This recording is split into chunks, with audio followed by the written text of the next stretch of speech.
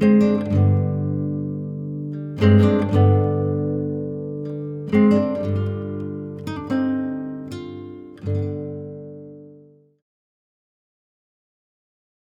읽는 것이 굉장히 느린 편인데 그녀를 다시 만난 것은 3권의 책을 다 읽었을 때였다. 그녀는 서점의 귀퉁이, 도통 사람들이 들어가지 않는 그 깊숙한 곳까지 들어가 무언가를 열심히 찾고 있었다. 단발머리는 연한 갈색에서 짙은 검은색으로 바뀌어 있었고 그간 자랐던 머리는 다시금 잘랐는지 그때와 같은 길이었다. 귓등을 동그랗게 돌아 귓볼에서 끝나는 기장이었다. 무릎까지 오는 검은색 니삭스에 방금 바른 페인트처럼 흰 운동화는 처음 봤을 때와 똑같은 것이었다. 그녀는 요리에서 시각예술까지를 오가며 몇 권의 책을 꺼냈다가 다시 집어넣었다. 서두르지 않았다. 꼭 책을 사지 않아도 되는 표정까지 짓고 있었다. 그녀는 무언가 흥미를 끄는 것을 찾고 있었다. 그건 그때와 똑같았다. 그때라기에 아득해 보이지만 계절이 한 바퀴도 돌지 못한 따스한 바람이 간간히 불기 시작한 올해 초봄이었다. 이른 꽃가루가 찬찬히 허공을 맴돌던 때였다. 대학 후문 쪽에 꽤나 유명한 벚꽃나무 길을 걷고 있었는데 그녀는 아직 피지 못한 벚꽃 봉우리가 석류처럼 달린 가지를 따고 있었다. 그 가지를 잘라서는 다른 손에 들고 있던 꽃병에 넣었다. 그때 나는 그녀와 눈이 마주쳤고 그녀는 성큼 내게 다가왔다. 이건 비밀이에요. 그녀가 참은 진지한 표정을 지으며 말했다.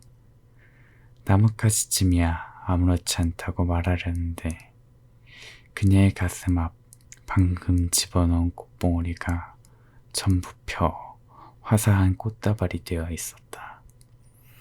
꽃병에 흰 벚꽃이 소복하게 머금은 꽃다발이 되어 있었다. 놀란 두 눈을 감추지 못하고 있는 사이에 그녀는 날 지나쳐 그 길고 긴 벚나무길을 사뿐사뿐 걸어서 빠져나갔다. 그 이후에 한 권의 책을 다 읽을 때까지 매일같이 그 벚꽃길에 갔지만 그녀를 다시 만날 수는 없었다. 여름학기 내내 멍한 표정으로 살다가 결국엔 휴학계를 냈다. 딱히 그녀 때문이진 않았다. 치매로 꽤 오랫동안 가족들 속을 썩이던 할아버지가 돌아가셨고 8년을 우리 가족과 같이 보낸 게가 이제 사진 속에만 있고 여름인데도 빙수를 한 번도 먹지 못해서 그랬다. 서점에서 일을 시작했다. 매장이 조그맣고 소량 출판책과 일반적인 서적을 모두 들여놓는 편집 서점이었다. 더불어 근처 소규모 공방들로부터 아이디어 상품도 받아서 팔았다. 위치도 어느 골목 끝이라 아는 사람들만 찾아왔다. 사장은 오는 사람에겐 정말 친절했지만 도통 아무런 홍보를 하지 않았다. 크고 동그란 안경을 쓴 사장이었는데 성격은 좀채 종잡을 수가 없었다. 요즘 웬만히 다 하는 소셜 네트워크 홍보도 도통하지 않았다. 손님은 이 정도로 괜찮다는 식이었다. 생각해보면 들쭉날쭉한 수입을 내는 와중에 나를 고용하기까지 했다. 그리고는 내가 일에 익숙해지자 서점에는 발도 잘 안 붙였다. 나는 보름 만에 일에 익숙해졌고 2달 조금 지난 그쯤부터 서점에 완전 맘을 붙였다. 사장은 내가 나오는 엿새 중 닷새도 보기 힘들어서 위기감은 알바인 내 쪽에서 느끼기 시작했지만 그래도 책은 꾸준히 들여놓고 공방에서 물건도 잘 받아왔다. 오히려 물건을 받는 공방도 늘어났다. 굉장한 무언가를 꾸민다고 내 나름의 위안을 삼았다. 수없이 많은 점포가 개점하고 폐업하는 와중에 그 서점이 살아남기를 바랬다. 그것이 내 유일한 관심사였다. 그간 돌돌 말아 손에 쥐고 있던 내 미래에 대한 계획은 전부 사라지고 알바로 돈을 벌어 여행을 가겠다는 포부도 말랑해져서는 서점의 카운터에 앉아서 길고양이만 수없이 지나다니는 그 좁은 골목을 보는 것이 내 유일함이었다. 그렇게 그곳에서 한 계절을 보냈다. 가을은 생각보다 짧았지만 겨울도 생각보다 빨리 시작하지는 않았다. 가을도 겨울도 아닌 들쭉날쭉한 날 속에서 난 세 번째 책을 다 읽었다. 그리고 그녀를 보았다. 그녀가 아무것도 사지 않고서 나가는 통에 나는 아무 말도 하지 못했다. 그러나 그녀는 그 이후에도 몇 번 서점을 다시 찾아왔다. 물론 매번 아무것도 사지 않아 아무 말도 하지 못했다. 그녀는 옷을 다양하게 입었다. 꽤 독특한 질감의 옷을 자주 입었는데 그렇다고 그리 이상해 보이지도 않았다. 패션업계에 종사하는 것일까 싶었다. 그러나 그것도 여러 차례 반복되다 보니 그녀에게서 나는 독특하고 기묘한 분위기가 차차 사라졌다. 어느새 지나다니는 흰 길고양이쯤으로 보게 되었다. 그것도 굉장히 옷을 잘 입는 흰 고양이. 동그란 안경의 여사장은 서점에 물건이 가득 차자 이제는 서점의 외관을 꾸미기 시작했다. 그림이 그려진 캔버스를 몇 점 가져와 허전한 벽에 걸었고 서점 앞 빈 공터에 파라솔을 2개 그리고 그 아래 놓는 나무 테이블과 나무 의자를 가져와 설치했다. 물론 설치는 내 몫이었다. 길에 이렇게 설치해도 되나 싶었는데 옆집 건물 주인에게 허락을 받은 모양이었다. 사장은 이상한 부분에서 행동력이 좀 있었다. 그 이후엔 그 파라솔엔 길고양이가 앉아있거나 옆집 할머니가 앉아있거나 혹은 그녀가 앉아있었다. 그녀는 서점을 유유히 구경하곤 밖으로 나가서 파라솔에 앉았다. 날은 점점 추워져서는 서점 내에 히터를 약하게 틀고 있었는데 그녀는 그 추운 밖에서 1시간쯤 멍하니 핸드폰을 살피거나 무언가를 열심히 매만지고서는 사라졌다. 그러는 하루는 그녀가 파라솔에 말린 꽃다발을 물이 없는 꽃병에 꽂아두고서는 사라졌다. 핑크뮬리 속에 말린 파란 수국이었다. 그때 벚꽃이 기억나서 이것도 그녀가 신기한 방법으로 말린 건가 싶었는데 말리는 것도 신기한 것인가 싶어져 생각을 그만두었다. 벼랑간 찾아온 사장이 꽃을 보더니 누가 가져다 놓았는지 물었다. 그래서 자주 찾아오는 어떤 여자 손님이 그랬다고 하였다. 여사장은 무척 마음에 들었는지 다음에 그녀가 오거든 책갈피라도 하나 주라 그랬다. 납품하는 것 중 말린 풀을 코팅한 책갈피를 보며 말했다. 나는 알겠다고 대답했다. 그로부터 시간이 좀 더 지나 겨울이 되어서도 그녀는 다시 서점에 오지 않았다. 일주일에 2번은 찾아오곤 했던 터라 일주일이 지난 즈음부터 걱정이 조금 됐다가 한 달이 지나고 나서는 확실히 체념할 수 있었다. 그녀가 놓고 간 말린 꽃다발은 행여나 바람에 꽃잎이 다 날아갈까 싶어져서 서점 카운터 옆에 가져왔다. 말린 지 얼마 안 됐는데 은은하게 향이 나 그 작은 서점 안에 점점 배겼다. 서점엔 점점 사람이 많아졌다.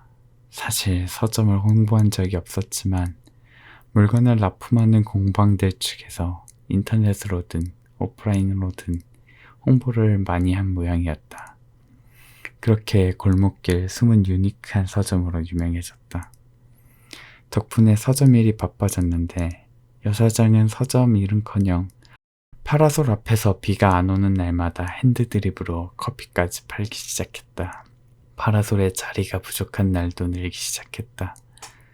그리고 그 괴상한 사장에게 한 가지 제안을 받았다. 이 서점 인수받지 않을래? 사장은 물건을 정리하다가 문득 멈춰서 내게 말했다. 매월 수익의 얼마를 가져가는 거로 가게값을 갚는 것으로 하고 자기는 다른 곳에 또 다른 서점을 차리고 싶다는 것이었다.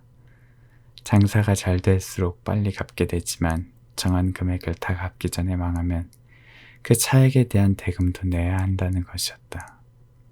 말 그대로 투자와 비슷했다. 어쩐지 해보고 싶다는 생각이 좀 채 사라지지 않았다. 이 골목 끝이 좋았다. 이 조그마한 공간에 사람들이 오고 가는 것이 좋았다. 하지만 대학은 졸업까지 2년이 남았고 쥐고 있던 미래에 대한 플랜은 전부 바뀌게 되고 이 서점에 발이 묶이게 된다. 그런 표정을 짓자 여사장은 앞으로 한 달을 직원으로 지내보라고 권유했다. 직원으로 지내는 것은 앉아서 골목을 바라보는 것과는 전혀 다른 세상이었다. 공방을 다니며 물건을 체크하고 납품받아와야 했고 숨어있는 소량 출판들을 찾아내 팔도록 권유도 해야 했다. 그들은 출판사가 자신의 작품을 몰라준다고 생각했지만 내가 읽어도 정말 아무것도 아니라고 단언할 수 있는 글도 있었다. 그들은 터무니없는 순익 비율을 정했고 그것을 조정해야 했다. 그간 지켜오던 방식이 있긴 했지만 다들 그것에 응하지 않았다. 그건 책을 파는 것이 전부가 아니라 사람과 사람 간의 조정이었다. 그것은 내가 알던 골목과는 달랐다. 마침 그때부터 겨울도 시작되어서 나는 그간 너무 안이하게 생각하며 산 것이 아닌가 싶어졌다. 그러나 어딘가 의욕이 도통 붙질 않았다.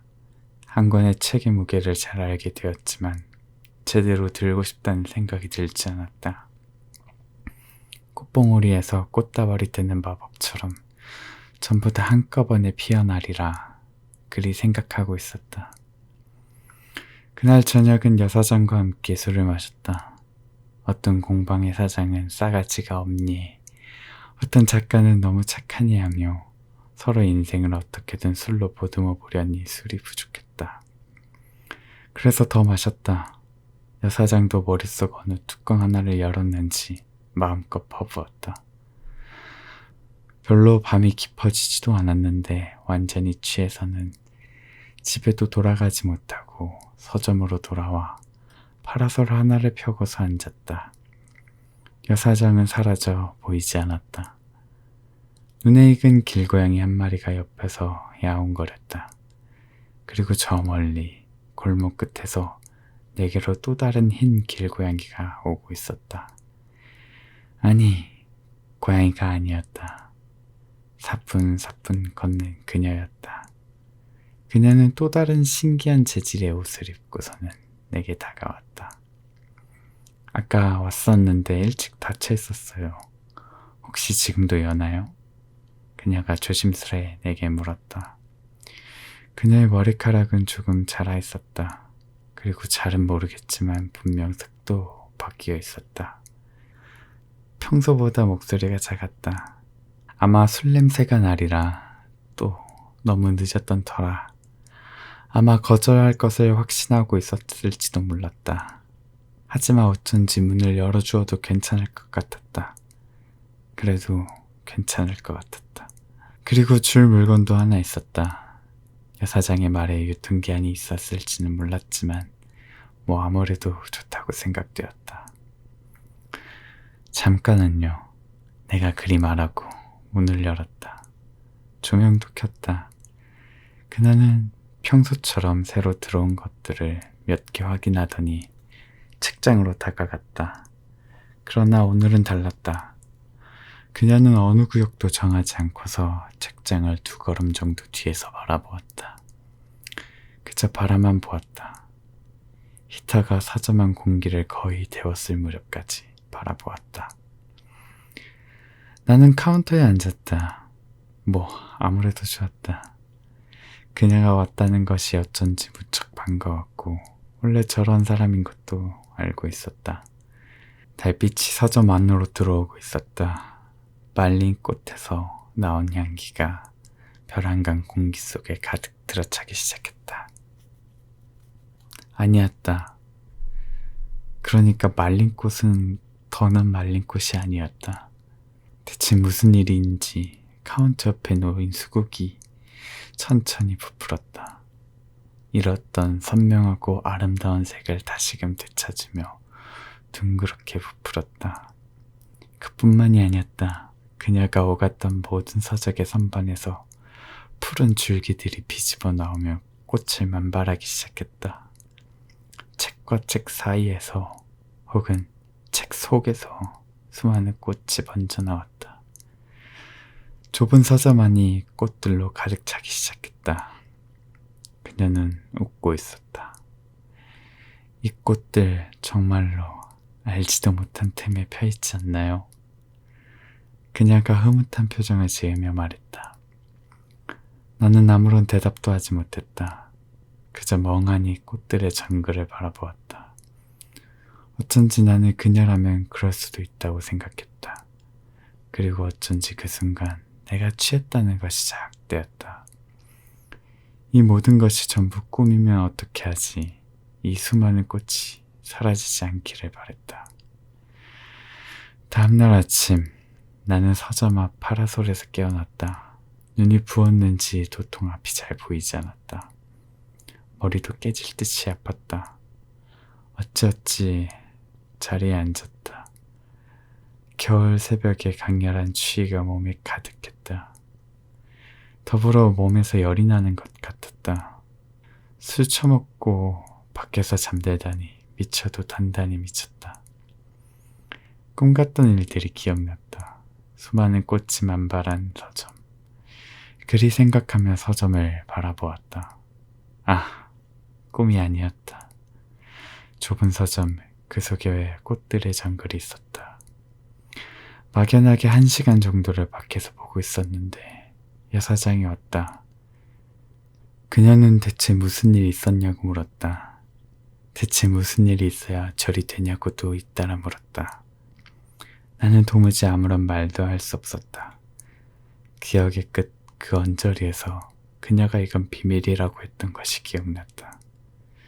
그러나 그것을 들은 것이 봄의 그때였는지 어제도 그 말을 했었는지 도통 구분할 수 없었다.